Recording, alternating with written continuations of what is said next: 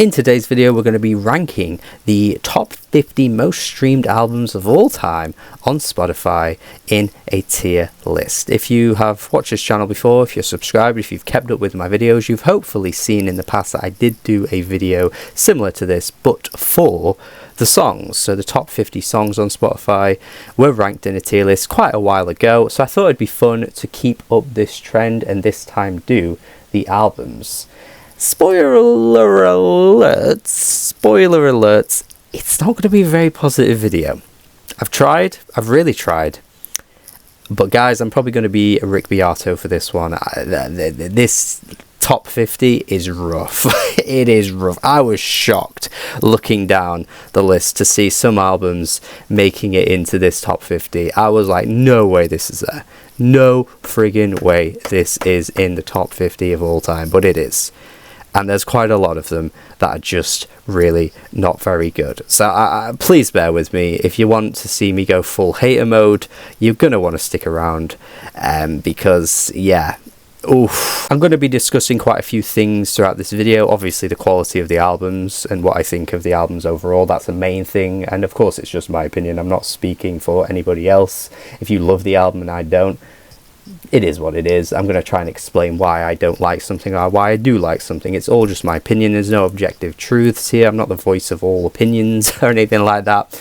But also other things we're going to discuss is how artists game the system, or maybe not artists themselves, but record labels perhaps, and how flawed the albums sort of system is with these lists on Spotify. I don't think the singles or the songs is particularly flawed, but I'll get into all that and how I have many issues with how these things are curated over on streaming services, but we'll get into all that. And yeah, make sure you subscribe, make sure you're checking out my Patreon as well if you're feeling really generous. If you enjoyed this video, you can request more like it in the future if you support me over on there. Make your own tier list as well. The link is in the description for you guys to create your own and send it to me over on Instagram, Twitter, wherever you follow me. That would be wonderful. Get involved and yeah, leave a comment. Let me know your thoughts. Let's get into it. Alright, kicking things off with Adele then, who impressively ranks in the top 50 because I'm sure there was a time where she removed her music from Spotify, didn't she? There was a point where she just didn't buy into streaming at all. I'm sure that was a thing. There was also that debacle as well where she asked Spotify to remove the shuffle button from her albums, which I actually don't mind that at all. It's a bit silly. It's a bit of a silly thing to request, but I don't get the point in shuffling albums, really. Shuffling an artist's whole catalogue or shuffling a playlist, sure. Shuffling an album? Well, what are you going to shuffle 21 for? Like, what's the point in shuffling 21? Just play it from front to back. I don't really get it. Anyway. Regardless of all those things, she still makes it in the top 50 because I'm sure she wasn't in the top 50. I'm sure she wasn't even on Spotify at one point. I'm sure. But anyway, it's still a very good album. I've praised this album before on this channel numerous times. I even did a video on it for A Decade Later a few years ago. Yeah, I think it's good. I think it's the best work she's ever put out. I don't know if it's like quite in the top tiers because I don't think her writing is always is that impressive. I think her vocals tend to carry a lot of her songs, but that vocal, it's just, you know, undeniable really. But yeah, she unlike a few other artists I'm going to discuss on this list, she isn't just a vocal, which I'll say that there's a few that pop up that are just like not really that impressive at all and don't have much to their game, but I like the soulness of her music. You know, I like the kind of classic sounds dating back to like the 60s and the 70s. I'm with it. Yeah, not an absolutely head over heels album. Yeah, I'm absolutely head over heels for it, but I think it's good. AM. Okay, we're starting positive because, you know, we'll get to the negatives eventually, trust me. But yeah, AM, surprisingly super popular for Arctic Monkeys. Obviously, some of the songs are like super popular, like Are You Mine? The Do I Wanna Know track. There's a couple of others as well that have like billions of streams. But yeah, I mean, it's like not the best Arctic Monkeys album though. Like I think it's like the aesthetic of this one that gets people pulled in, you know, the kind of leather jacket sunglasses vibe they had going on at the time. It was really cool. It was throwback. It was very 60s. It was very 70s. Some of these tracks were literally like ripping off tracks from those eras, like that one song that sounds like a Black Sabbath song. Like, it's just not that impressive for the band. I think the first few albums are better easily, but I still think it's pretty good. It's still pretty good. And yeah, for the modern era to have like pretty much a straight up rock album in the top 50, you kind of have to commend it, because as far as I'm aware, this is basically the only album of this kind in this entire top 50. So impressive that they've pulled in such a huge audience for this album. But you know, it is what it is. It's not, I'm not going to call it amazing just because it's super popular. It's just a decent album from them. Thank You Next, Ariana Grande. I still never really got with this one. I still don't find it to be all that impressive. I think some of the tracks are just fine. Like, I do like Bloodline. I do like some of the songs, but I just don't know. I don't think Ariana really was that impressive on this album. I still don't think her writing's always that great. I still don't think the song Thank You Next is that great either, actually. You never really got this one. This was the one that like had critics suddenly becoming Ariana massive fans, and I just never really understood the major hype it got. It's fine. I think Ariana's a decent artist that can make solid albums, but yeah, I think most of her albums kind of land in this range, to be honest with you. Some of them indecent as well, but yeah, Thank You Next for me just isn't really one I think about much. Bad Bunny has quite a few albums here popping up. I think this one was alright. I think this one's pretty meh, but honestly, the thing with Bad Bunny is that it's small doses, man. Like, sitting through Bad Bunny albums, which are pretty much like consistently hour-long albums, and even longer, some of them too. Like, ridiculously long, 20 plus tracks each time. God knows how many features. Like, I just think he's gaming the system. Like, he's just piling on all of these songs that are going to be fun for parties, but like, listening to them for full front to back experiences, you're just listening to like the same song copy and pasted. I just really do not get why each album of his needs to be so long when the diversity and the versatility just isn't there. What he can do is pretty alright. It's just when you get too much of it, it's just way too much. For the avoidance of doubt as well, it's not a language barrier thing for me either. I actually like a lot of non-English music, and I've promoted quite a bit of it on this channel before. If people follow me, they would know that.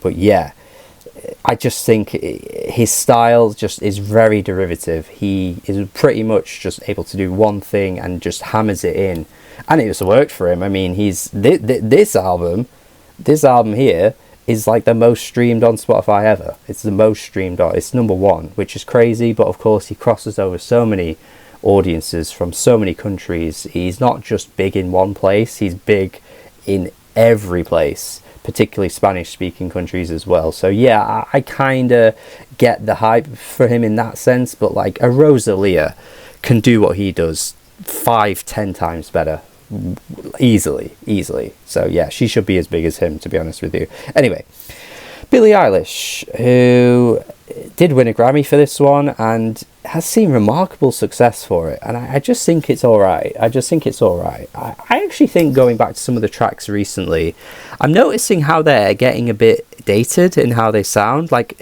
what she was able to do and become so successful at doing it is remarkable, really. At such a young age, she wasn't somebody that just jumped into the scene and did stuff everybody else was doing. In fact, she did the complete opposite of that. She's a bit weird. Some of these tracks are quite off kilter. They're strange. They're not the kind of songs you'd expect to see in the charts or to be so popular, and yet she was able to do it and still remain quite accessible while doing it too. However, some of that kind of weird, quirky production is sounding a little dated. It reminds me of like when you're younger and you're watching a TV show or a film, and it's maybe a bit creepy, it's a bit spooky, it's a bit weird.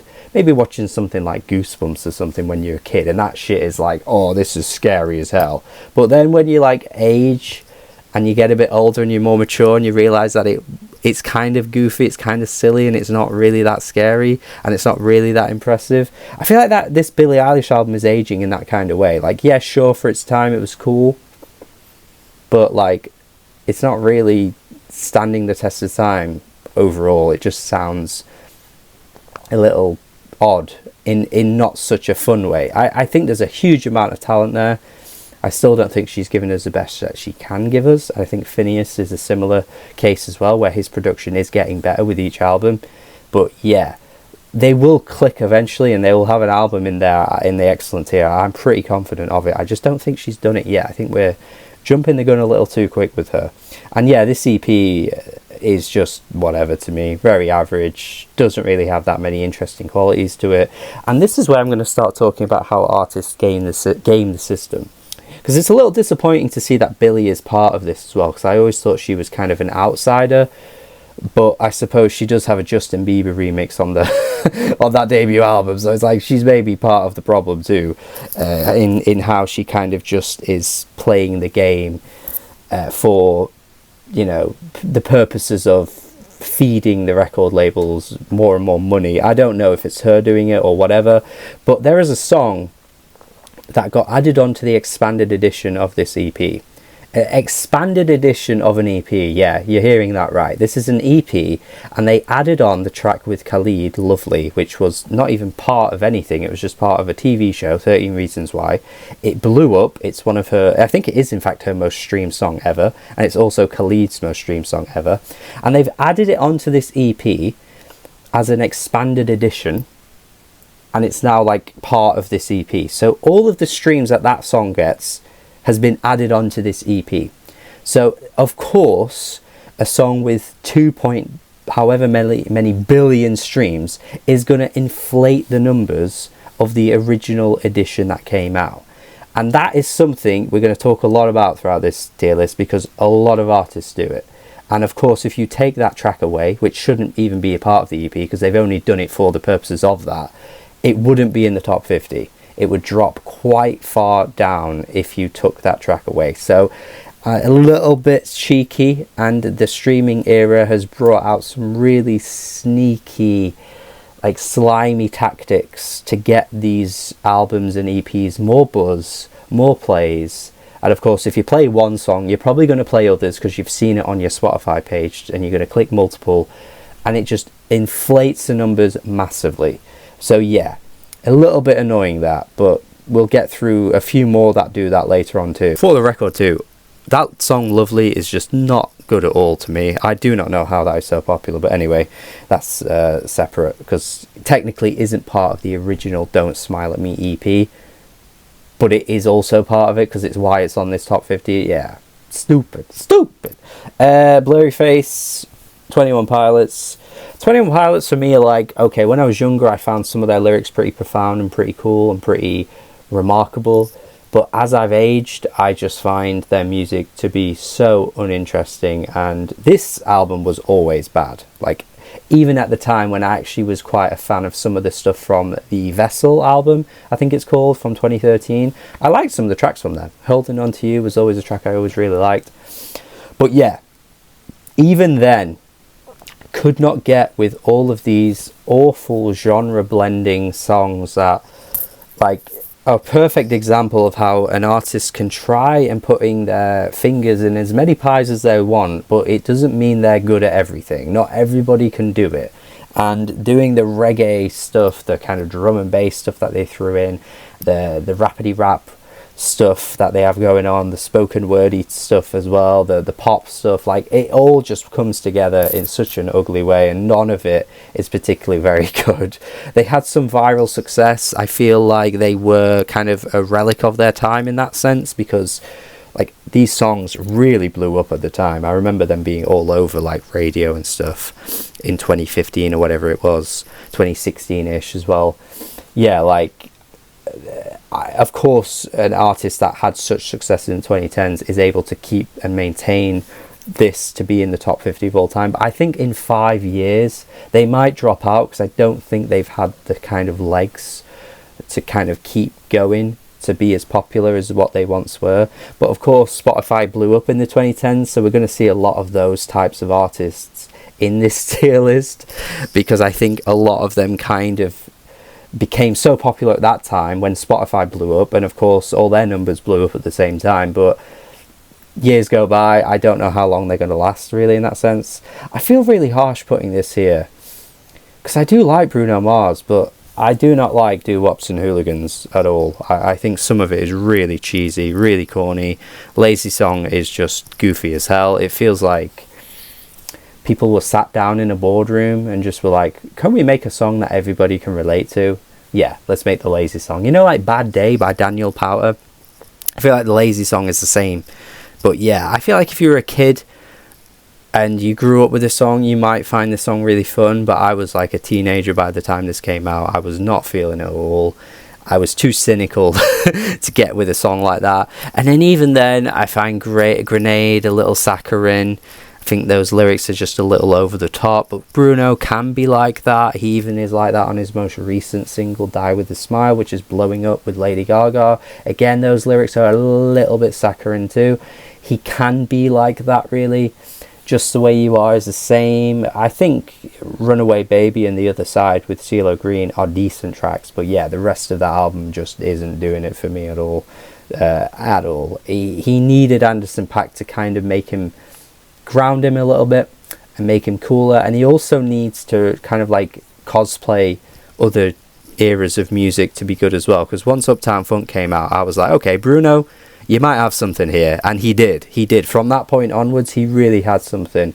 But yeah, his early stuff is super successful, and he is the most streamed artist currently as of recording this video, with like 120 plus million streams a month.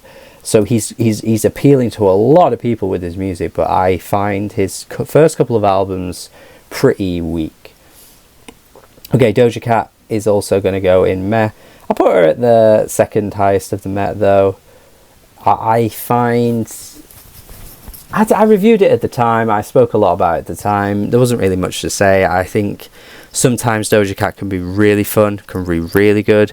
Sometimes she's just really average and plays into trends and isn't always that, good at it, I don't think. But clearly people like it. I don't know. I feel like I'm always missing something with Doja Cat's albums, because singles-wise, I think her singles are good, but the albums themselves end up just being pretty average.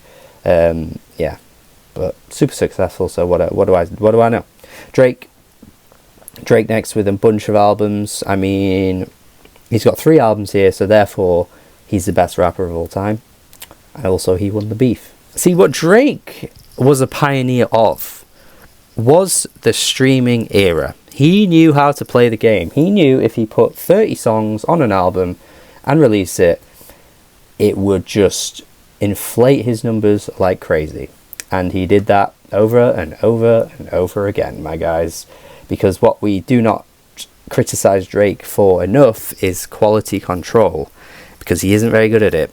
And a lot of his albums are padded out with bullshit, really weak songs, and really average rapping, and yet he's considered one of the best of his generation. But I do not see an album of his, really, here particularly, that has stood the test of time or is really worth sitting down with start to end. So we're going to go with Bad. Bad. Although the Views is worse than Scorpion, I would say. And then More Life, I'll be generous too and put it in average. Or meh. Average meh, whatever you want to call it. More Life has more songs on it that I enjoy. And I still feel that the way he released it was a bit annoying and a bit gimmicky. But yeah, I can at least appreciate the fact that actually there are quite a few more songs on there that I would sit down and enjoy. Whereas Scorpion and Views are just life-sucking to me. I think the style of his rapping and the way some of the beats are just kind of airy and trying to be atmospheric, and the R&B blending that he tries doing. And particularly on Views, with all the other genre blending like One Dance and Controller and stuff, which I thought were pretty weak as well. Yeah, just overall find him to be pretty tiring to sit through from front to back. It's always been baffling to me, even prior to the beef with Kendrick, how much beloved his albums are, like how obsessed people get over his albums. Like, he's a good hit maker, but like albums wise, he hasn't got that many great ones, and some of them again are literally landing bad for me. So yeah, I don't really get it, but good hit maker, can make some fun pop songs here and there, some good R&B songs, the occasional good rap song too, but very few and far between. And yeah, you have to sit through a lot of meh to get to the goods on his albums. But again, he knew how to play the system back then. This was very much the guy who set up the model for other artists to then copy, with padding out albums with ridiculous lengths and making it onto all kinds of playlists to boost streams and stuff. Yeah. Okay, Dua Lipa. Not really much negative to say here. I think people might be a bit surprised to see it so high compared to some of the others, but honestly, yeah, this is just straight up hit after hit after hit. It is just one of those pop albums that really feels like it was curated as an album full of tracks that could all be singles. It didn't feel like you were sitting through a track that was a single. Like I said with Doja Cat, you know, the singles are obvious, but the deeper cuts are just mediocre. Dua Lipa killed it on Future Nostalgia because every track could feel like I would play it at a party and people would dance and have fun. And that's not the markings of what makes a great album, but for what she was trying to achieve, what she set out to achieve for this album, was successful. It is great, it is fun, it's super replayable, and yeah, I have very little bad to say about it. Maybe apart from the final track, which I think is pretty weak, but otherwise, I think the album is, yeah, fantastic. Her debut is just okay. I think it's kind of still finding its feet. It's definitely not as good as Future Nostalgia. It probably has her best song ever on it though, with Be The One. That's a fantastic song. I still don't think she's made a song better than that since, but still a little shaky in places. It doesn't quite hit in ways that this one does. Yeah, I think it's still a solid album though. Oh, Ed Sheeran. Divide, I really could not stand. Maybe seems harsh putting in awful, but genuinely really did not like the album at all. I think the singles are tacky and really weak, apart from Castle on the Hill, which I think is good. The deeper cuts are really weak as well. I think when Ed Sheeran tries to step out of his lane, and his lane is basically just making lovey-dovey acoustic singer-songwriter songs, he is just bad, because actually X Multiply is meh, so it's not as bad as this one, and it's actually okay in places, but I think he at least knows his lane on this album, and he's not trying to do genre blending and stuff like that. And Divide just, yeah, was terrible to me. And again, with this album, I know Ed Sheeran is super popular, but when you look at some of the streams on this album, you know, Shape of You has like 4 billion streams. Like, outrageous gap between how big that song is and how big most of the album is. Like, that is carrying this album, which makes it kind of forcing it into the top 50 of all time. And I know you could say, oh well, that's part of the album, so you need to, you know, you can't just take it away from the album, but it's kind of the point that, are people sitting down listening to Divide from front to back on a regular basis and calling it one of the best albums ever? I don't think they are. I don't even think Ed Sheeran fans would go as far to say that either. Yeah, it's just the way the curation is. They may need to change the model with how they rank these albums, because it's very different to ranking individual songs. And again, Divide is kind of a symptom of that too. I'm not going to spend too much time on this one because I feel like I'm going to get flamed. But Eminem, I'm going to put him at top of meh, because I think he's better than the others in this tier. But I'm just not a big fan of Eminem. Like, I think recently he's been really bad. So, you know, the Eminem show is at least better than those. But I just find the style and the beats that he chooses just really weak. There are some good songs on this album, do not get me wrong. Without Me is fantastic. Till I Collapse, of course, is one of the biggest songs from this album. And it's super impressive that he's even on this list when this album is like 20 years old or something, way before the streaming era was even like thought upon and even, you know, imagined. And yet he still carries this incredible presence to him that is super popular and has transcended decades, really, and yet is bigger than most rappers who are debuting now. So it is impressive, but as an album, I'm just not really that into it. Yeah, Harry Styles, just going to kind of pair these ones together because they're both pretty mediocre, really. I will at least say Harry's House was better than Fine Line. Both have songs I like on them, for sure. Harry's House would probably go there, actually. The rankings within tiers is take it for what you will. It doesn't really matter. I think if they're in Met, it doesn't matter too much, really. But yeah, I think Harry's House was a bit better, really. Both albums have good songs, you know. As It Was is really good. Late Night Talking, and then of course Fine Line has Adore You, has Golden, like some of his best songs for sure. But he's just not really that great at making an album from start to end to me. Like, I still think he's kind of a bit rough with some of his writing. He's a bit simple, he's a bit basic, he's a bit vanilla, he's a bit bland. You know, he seems like a more interesting person than his music ends up being, to be honest with you. So yeah, there's something quite not right there. But yeah, let's move on to Imagine Dragons. A little secret for you if you are keeping up with the Not Real Music lore, but actually this album, Night Visions, when I was a kid, was my shit, man. Night Visions was the shit for me. I loved it. It was like a breath of fresh air, because I used to just spend so much time listening to like pop punk and like emo rock from the 2000s. Imagine Dragons came along in 2012, and like teenage Ryan was like, this is kind of cool, this feels a bit different to what I usually listen to, but they're still kind of rocky, so I don't feel like I'm stepping out listening to something that isn't uncool. So these were kind of like a nice, cool combination of pop and rock at the time.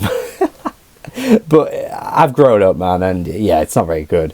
It's still their best album, though. Like, putting it in Meh is actually a bit of a compliment to them, because past this album, they just turned to shit, and Evolve is a great example of that, really. But yeah.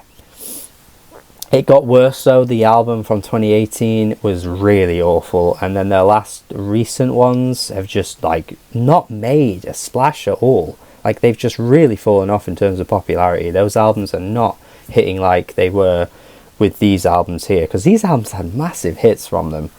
But yeah, I don't know, there's just a bit of like I mean, that theory about Night Visions being made for a Spider-Man musical just like resonates with me so hard, because the lyrics, it all feels like it is made for like a coming of age like movie or TV show, because some of these lyrics feel like you could only really feel like you relate to them if you are a teenager or something like that. And like Radioactive as well.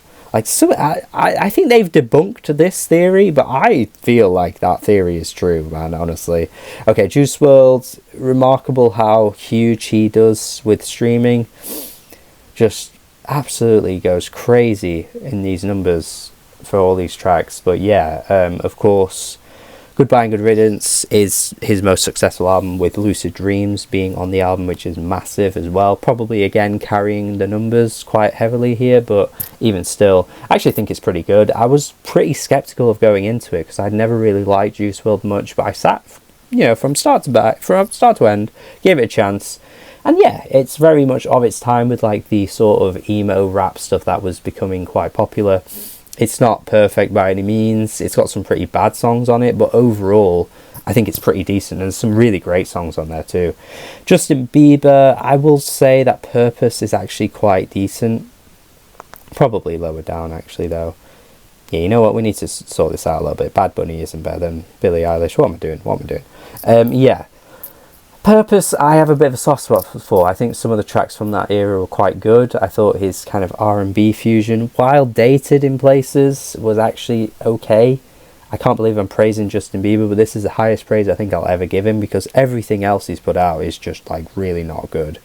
We're putting Justice in bad. We have to do it. Tries a little hard at being vibey, and you can't latch on to really anything. Honestly, it's just really like flat, and some of the piano sort of ballady tracks are just really bad too. yeah, just not really with justice at all.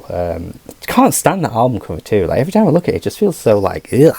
Just don't. The color combination is atrocious to my eyes, man. Regardless, though, I'm not judging an album by its cover. I just wanted to add that point in too, because I just think that album cover is terrible. Anyway, Katy Perry, Teenage Dream. People won't like this, but I also think it's kind of meh. But I will put it at the top because it's got some great pop songs on it. But again, too many pop albums throughout history of music actually have those singles that are great, and then the rest of the album is just duds. And this album is one of those, because some of those deeper cuts are very much indicative of the type of artist Katy Perry always was. And some people are surprised at how bad she's got, but some of those bad songs were always there. It's like she always had it in her to drop a stinker. Every album, even those first couple of albums, which are still, you know, some of her best, have some pretty bad songs on them. But you can't deny how great the great songs are, because Teenage Dream is fantastic, California Girls is fun, it's campy, it's silly, it's goofy, it's fun. Yeah, you can't really hate on those. Okay, damn, Kendrick Lamar. I've always had a bit of a rough history with this album, but I think for the sake of this tier list and how much mediocre albums there are, and there still are to be discussed, I think it is one of the best albums here, to be fair, and I'm still only putting it in decent good, because for Kendrick Lamar's standards, I think he had more in him than some of the tracks on this album. I think some of the singing, some of the production, some of the hooks were just not really there. I think, you know, Yeah, God, not really on it with those, to be honest with you. Never really been a fan of Loyalty. I think Love is cute, but, you know, there was just something about this album that felt like Kendrick had all the tools and the makings to make something spectacular, because we'd heard it from him before. 2 albums in a row, in fact, we'd heard it. And yet it just never really came together for me. I just never felt like we had the best of what Kendrick had to offer. And yet it became his most successful album. Interesting how that happened, but for me, not quite as good as some of the stuff he's done before. Good Kid, Mad City actually is kind of spiraling into the top 50, so I think eventually it will rise up and be there, because the streaming numbers are still really good for that album, and it is like 70 something on the list. Of course that would have been all-timer if it was here, but yeah, I think eventually that might surpass Damn, but we'll see. But still, yeah, some amazing tracks though. Fear, DNA is excellent as well. Pride, I have such a soft spot for Pride. Duckworth, of course. So many good songs on this album. But yeah, don't think it quite fully came together. But still, in comparison to some of these albums, I cannot shit on it anywhere near as much, because it would be stupid to do that. Lana Del Rey, Born to Die. I think Born to Die is really good. I really do. I think it's still her best album. I think it displays some really interesting ideas musically. I think it sounded like nothing of its time, and I also think it's been super influential too. While people think she has improved, I think her writing has improved for sure, but I don't think her music is quite as exciting as it was then. I think there was something so extravagant and cinematic about the production on this album that I think she's lost along the way. I think her most recent album lost it. I think NFR lost it a little bit too. But those albums are stronger with the writing. I just think musically I would rather listen to what she was doing on this one. It just itches like a part of my brain that not many artists kind of get. But yeah, it's really cool and super influential, as I've already said. Lewis Capaldi, he has seen my review and posted it on his Instagram once. Look, fair play to him. He's funny. He knows how to just not take himself too seriously. I like that about him, but good God, his music is just really... like, I hate to use this really stereotypical cliche, but like nails on the chalkboard to me. I really don't think he can sing. Like, I really don't think he can. I'm so surprised at how... he's like scratching his throat when he sings. It's such a horrible sound. And the music itself, every song does the same thing, like every single song. And again, this album is very much carried by a couple of songs that really blew up on the streams, and the rest of the album is just the same song over and over again. I really find it baffling, honestly. Like, we surely have to move on from these really bland singer-songwriters that just keep doing the same thing. Like, how many more are going to come through and do this? Oh, the lyrics are really, really, like, blatantly obvious too. Like, there's just no originality to this at all. It's just the lowest common denominator, and that's probably why it's quite successful. It appeals to your average person, but good God, if we're going to do that, please have the singers be good. Like, what are we doing? I like Guts, but unfortunately Guts isn't as successful as Sour, so Sour ends up kind of falling a little bit.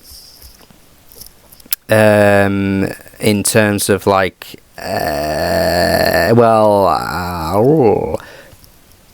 I think for me Sour is, like, it has the elements there.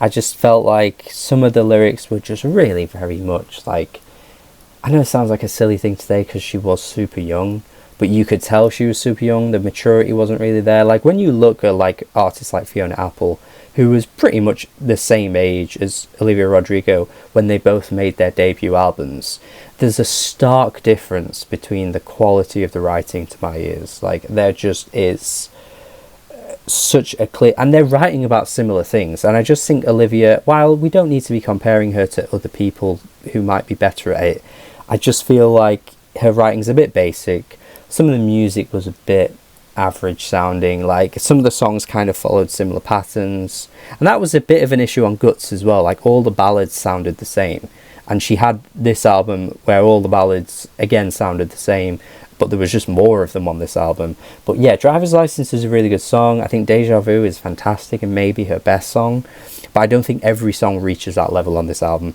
And I can also acknowledge as well that I am, like, somebody who's in his late 20s. I'm a man as well. Like, it probably isn't made for me, but still, I can see there's talent there, and I don't want to box artists into certain, things. It's like, this music is for somebody, this music is for somebody else. Like, she can make music for everybody, and I think I could be a fan of her if she just kind of honed in her writing a little bit more. And yeah, I think she has something though. Pop Smoke, just like, what is this? Like, I don't know if this album was like an afterthought once he'd passed away, because it came out a few months after he died, and I don't know if some of the features were kind of like tacked on or whatever. But, like, why is this so successful? I don't even know. But it doesn't even really sound like the music he was doing. Like, it isn't the album that he was really, like, showcasing us prior. Like, I don't know if they just kind of did it for, again, the sake of getting streams, for getting money, if he'd even agreed to some of these. Somebody might be able to correct me in the comments if I am wrong, but they're just, like, it's just generic sort of rap with, like, a bunch of Roddy Ricch, Lil Baby. Like, it's the most lowest common denominator rap, and it barely even sounds that good. And to be honest with you, even his original drill music, I still don't find it to be that impressive either. Like, I don't really see what was so good about him to make him this popular. Like, I guess sometimes we do romanticize people when they pass away. I don't want to speak ill of him, but I think it's our reactions to people passing away, and I just think maybe that helped this album a little bit, because there really is nothing going on here that's original at all. Post Malone has like 3 albums here for some reason. In fairness, I think Beer Bongs and Bentleys was actually alright, so I put that one in decent good. It's got my favourite songs from him. But it's not great. It's not a flawless album. It isn't an album I go back to ever, but for what it is, I think it's alright. And then these two were just like average as hell. That first album, like, talk about culture vulture, but Jesus Christ, now that he's become like this country star, you just look back on an album like Stoney and think, good God, this guy was really, really just like sucking everything out of hip-hop culture that he possibly could, and people just bought into it.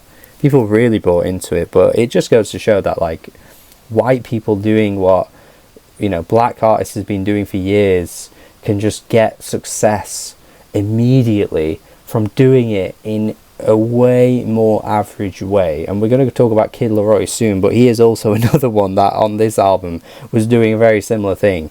And it's like, there's no way, like, how on this Stoney album, like, this is in the top 50 and no future album is in the top 50. Like, no artist that was doing trap at the time, way better, hasn't made it into the top 50. Like, it is just so blatant that we just wait for a white person to do what the black people are doing all along and just suddenly hype it up. Like, it's so blatant. Anyway, and I say we, I don't include myself in that because this shit is not good. Anyway, Anti by Rihanna. Yeah, you know what? People hate on this album. It's very good. And I think the thing is as well with Anti is that the singles are the worst songs. So I think people wrote it off immediately the minute they heard Work. Because that track is a little annoying with the chorus. I get it.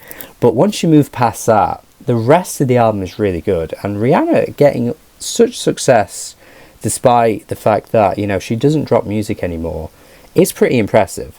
And Anti is still carrying on with all of these huge numbers on a day-to-day basis. It's pretty impressive. In the Lonely Hour, yeah, just again probably just a symptom of 2010s artists kind of benefiting from Spotify blowing up at the same time they blew up, because I don't really think people really go back to Sam Smith that heavily anymore, really.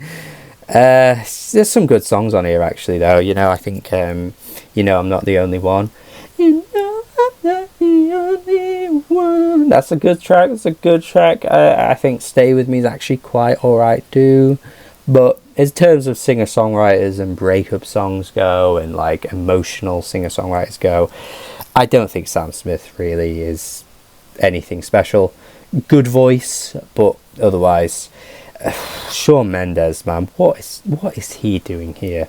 And this is another thing where we have an example of the streaming game being played, because Shawn Mendes has an album here and a few songs. The first couple of tracks are fine, and they are the ones that did okay. Lost in Japan, you know, pretty successful hit.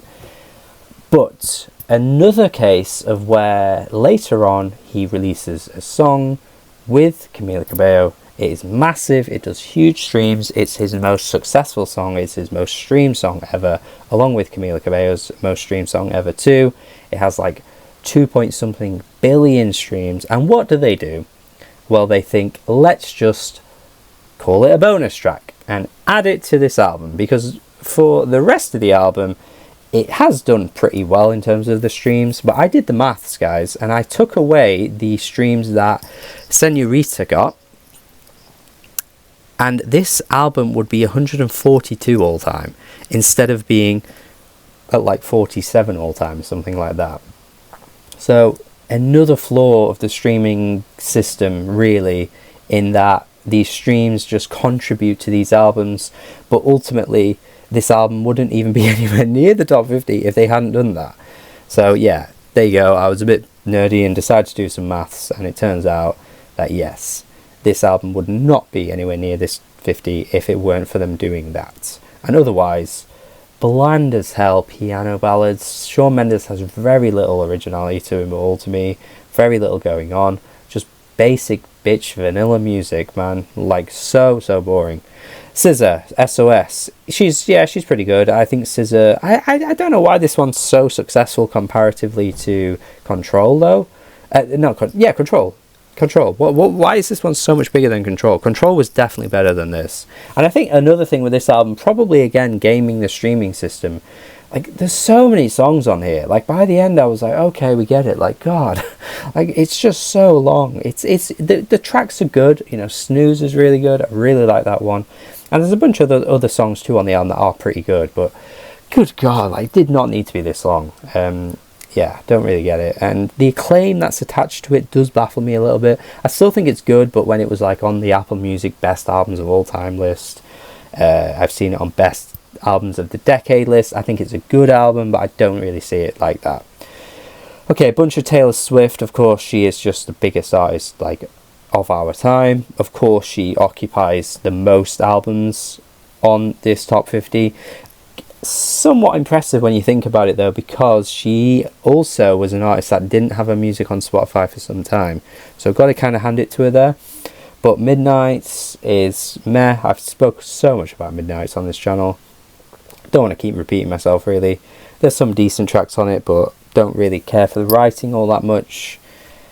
Just think it's Taylor kind of playing into old tropes that I thought she kind of moved on from.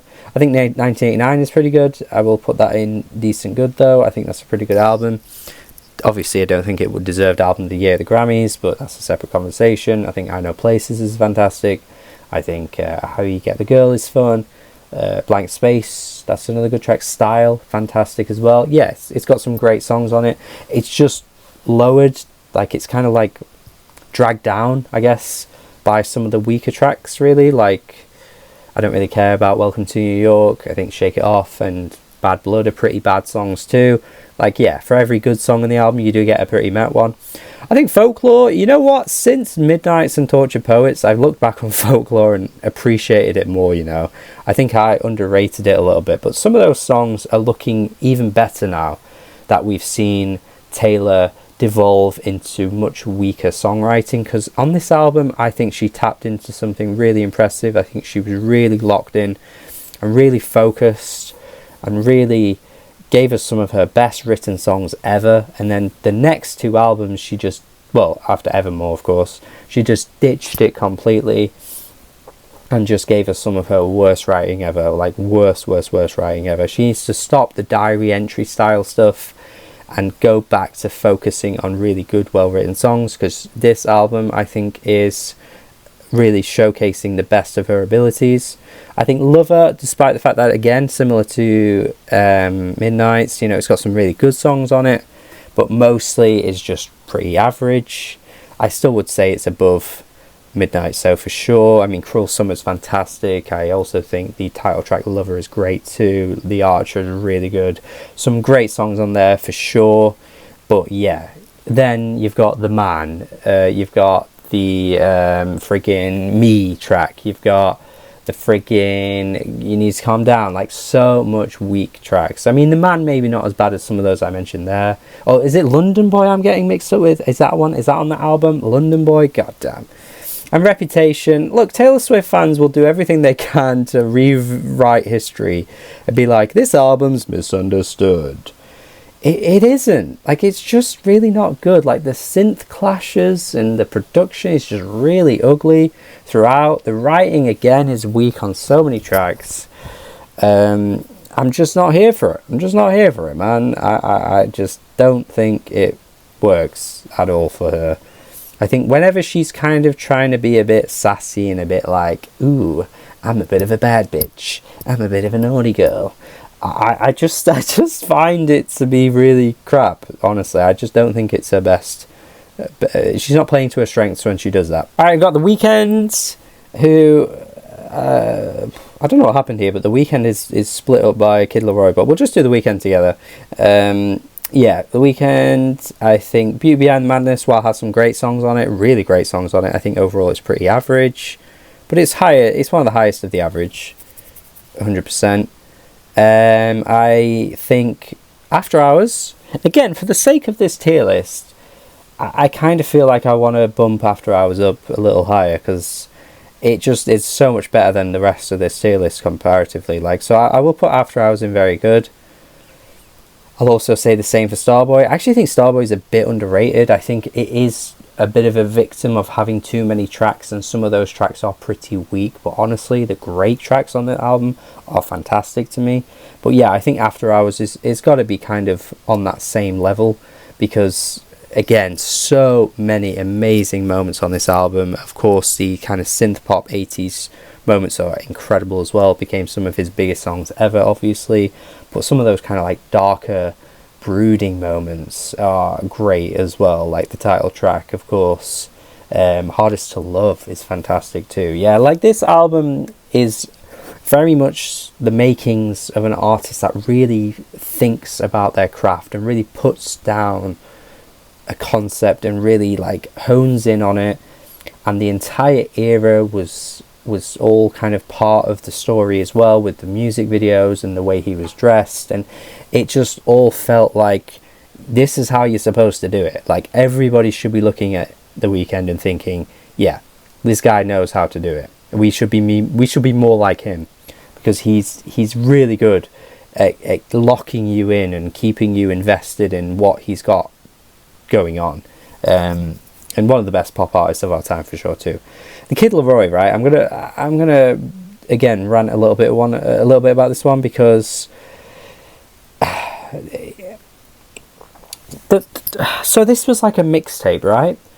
And he released like multiple versions of it and just kept adding tracks to it or something, and Stay is part of it as well. So like the actual mixtape is like 10 tracks long, but there's like a version where there's like 3 albums that have been added onto it, and it's just inflated the streams like crazy. So I only listened to the original mixtape just for the purpose of listening to it, and it's just really not good. And it's another case of like, so many artists were doing this before him and haven't seen half the amount of success. Like, this is just like Lil Peep renditions, this is like Trippie Redd renditions, like all of that emo rap from the 2010s just kind of combined into this one mixtape here, and he's just doing it at such a mediocre level. And then of course you've got all of like the extra tracks that went viral that he's added on, and that's the real reason why this is in the top 50 of all time. Stay is basically the reason why this is so high up, really, if we're being honest. But yeah, just not really very good. Astro World, again, I have to put this really high up. For me, it's probably the second best album on this list. In fact, what are we doing here? Should Anti be here? No, Anti should be lower. Anti should be lower. I think Lana Del Rey should also be lower. For the purpose of this, it doesn't really matter the order, if I'm being honest with you, because so much of this is just mediocre. But I do want to stress that the top tier ones are like worthy of listening to if you've never done them. But yeah, Astro World, look, again, that world building that I was talking about with The Weeknd, Travis Scott is really good at that too. Really good at creating a cinematic, explosive, exciting rap song that goes through so many different phases, has different features on it, and he knows how to work his features in, knows how to tackle like a song that just feels so big and like a movie in that sense, and the whole album has that feel to it as well. I don't think it's perfect. I don't think it's as good as Rodeo. I think Rodeo still remains his best, and if that were here, that would be up there with Dua Lipa. But yeah, I'm not mad at anybody that puts this in an all-timer or an excellent. And honestly, the same for some of these. Like, I think maybe me personally, just I don't have a love for some of these. Like, I know some people would probably put Damn in all-timer, some people would put the Weeknd albums in all-timer, and some people would put some of the Taylor Swift ones really high up too. I get it. I'm just speaking my own opinion here. I just don't think they're quite that good. And yeah, as you can see, nothing lands in all-timer. So there you go, and XXX Tentacion isn't going to change that. But I will say this, I think 17 is actually quite good. I will say that. I think 17 is quite good. I think 17 has some really great tracks on it. I think Jocelyn Flores, the track with Trippie Redd, I think is really good. I don't know, there's something about this album that I actually think is worth going back to if you hated it when it first came out, because this is the bad one. This one right here is the bad one. When he started doing like genre blending and shit, and like I just couldn't get with it anymore. And Sad as well, I think is not a good song at all. Really ugly as well, actually. But yeah, I don't think 17 is bad. I actually think 17 is quite good, but still not really anything here that's gonna blow you away, to be honest. What we have in this tier list, I think, is very much albums being carried by hugely popular singles, and that's okay. It's okay for an artist to have a massive single that carries an album to huge streaming numbers, but a lot of these albums, like a lot of them, are just not albums that you're gonna sit down with from start to end and like be blown away by them or be listing them as some of the greatest albums ever. And it is a symptom of how the Spotify, you know, top 50 albums list is curated. You could maybe amend that and do something different with it so that these songs aren't inflating the numbers. I was speaking to my friend John before doing this video actually, and he was saying how you should take the number of the lowest streamed song on an album, and then that's the album's streams, because that would be how many times you've listened to an album. In a way, it's not a perfect system, but if a song has like 2.5 billion streams and the rest of the album has like 100 million streams, you know, that doesn't really tell us the full picture of how popular these albums are. It's telling us how popular the singles are. It isn't telling us anything else. So this is a very flawed metric, I think, that Spotify might need to look at fixing. Maybe there isn't a way to fix it, and maybe we just take this with a pinch of salt, because we know full well that Shawn Mendes isn't like a top 50 album of all time. It's the fact that Senorita is a popular song, and that's why this is here. And the same goes for quite a few of these. Not all of them, but quite a few of these here. But God, this is rough. Like, sitting through some of these albums was rough. I don't want to sound like Rick Beato, but God, I don't think all popular music is bad. I don't think all modern music is bad. But this is a rough list, and I think a lot of people will probably agree with me, to be honest. But let me know your thoughts. Bit of a suffering ranting video from me, but sometimes you got to get negative. You know, you got to get negative sometimes. There's plenty of positive videos you can click on. Yeah, let me know your thoughts in the comments as well. Have a good day, and goodbye.